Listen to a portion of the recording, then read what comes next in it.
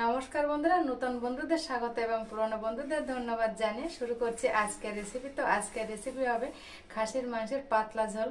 তো দেখুন আমি কিভাবে খাসির মাংসের পাতলা ঝোলের রেসিপিটা করি। তো ভালো লাগলে চ্যানেলটির পাশে থাকবেন। তাহলে চলুন দেখে নেওয়া যাক আজকের মাংসটাকে ম্যারিনেট করব। তার জন্য আমি কিছুটা মশলা দিয়ে দিব। এখানে দিয়ে দিব আমি ধনে বাটা,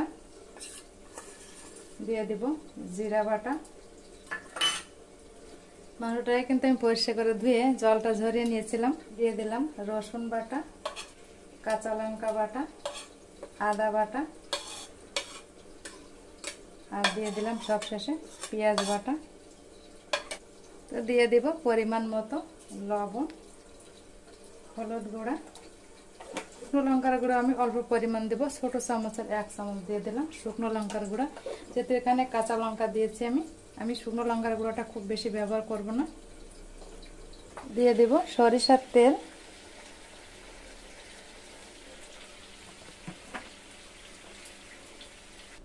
তো সমস্ত উপকরণগুলো দিয়ে দেওয়া হয়েছে। এবার আমি এটাকে মাখিয়ে নেব।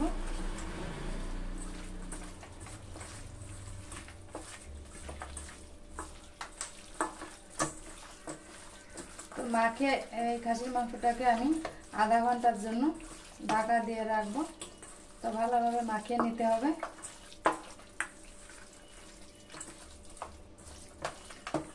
তো মাখিয়ে নেওয়া হয়েছে, দেখুন এটাকে আমি আধা ঘন্টার জন্য ঢেকে রাখবো। মশলা দিয়ে দিব, একটা তেজপাতাও দিয়ে দিলাম। এবারে আমি ম্যারিনেট করা মাংসটা দিয়ে দেব, খাসির মাংস।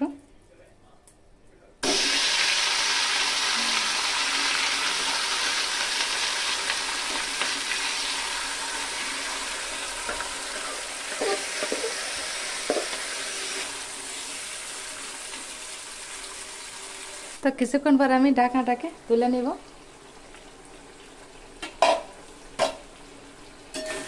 তো 1 কাপ গরম জল দিয়ে আমি ভালোভাবে এই মাংসটাকে কষিয়ে নিয়েছি। এই দেখুন, এবার আঁচটাকে আমি একটু বাড়িয়ে দিব।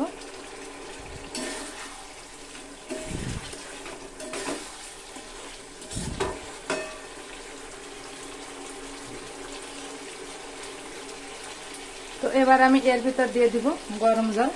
তো মাংসটাকে তো আমি কষিয়ে নিলাম। এবার আমি ঝোলের জন্য আমি গরম জল করে রেখেছিলাম, এবার গরম জলটা দিয়ে দেব। যেহেতু খাসির পাতলা ঝোল হবে, দেখুন জলটা দিয়ে দিলাম। জলটা দিয়ে আবার একটু খুন্তি দিয়ে নেড়ে চেড়ে দিব।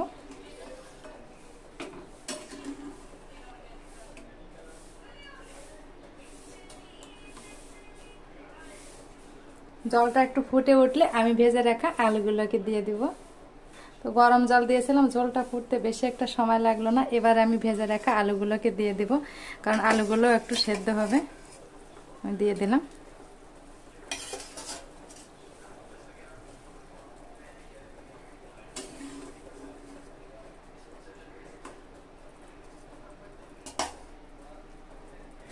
তো পাতলা ঝোলের জন্য আমি আরো একটু জল দিব। দেখুন খাসির মাংসটা জাল হবে আর পাতলা ঝোলও হবে ঠিকঠাক। তো ঢাকনাটাকে তুলে নিলাম। এবার আমি দিয়ে দেব 3টে কাঁচা লঙ্কা। এই কাঁচা লঙ্কা দেওয়াতে কিন্তু দারুণ একটা টেস্ট হবে কিন্তু বন্ধুরা। তো কাঁচা লঙ্কাটা দেওয়ার পরে মিনিমাম আমি 30 মিনিট জ্বালিয়ে নিয়েছিলাম। এই দেখুন, তো মাংসটা ঠিকঠাক জাল হয়েছে। এই দেখুন, কিছুক্ষণ জ্বালিয়ে নেওয়ার পর এবার আমি দিয়ে দিব গরম মশলার গুঁড়া, অল্প পরিমাণ গরম মশলার গুঁড়োটা দিয়ে দিলাম। এই দেখুন, তো গরম মশলার গুঁড়োটা দিয়ে 1 থেকে 2 মিনিটের মতন আমি একটু জ্বালিয়ে এটাকে নামিয়ে নেব। তৈরি হয়ে গেল খাসির মাংসের পাতলা ঝোল।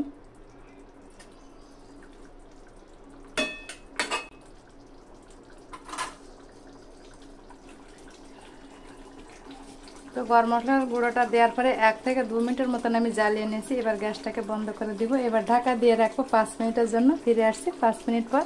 বন্ধুরা, তৈরি হয়ে গেল খাসির মাংসের পাতলা ঝোল রেসিপি। এই দেখুন, তো আমি একটা প্লেটে এটাকে একটু তুলে নেব। এই দেখুন,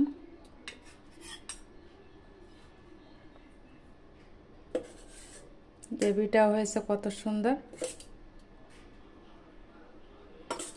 তো তা খাসির মাংসের পাতলা ঝোল কার কার এই ধরনের রেসিপি পছন্দ অবশ্যই কিন্তু কমেন্টে জানাবেন। তো আপনারা ভালো থাকবেন, সুস্থ থাকবেন। দেখা হবে অন্য কোনো নতুন ভিডিওয়। নমস্কার।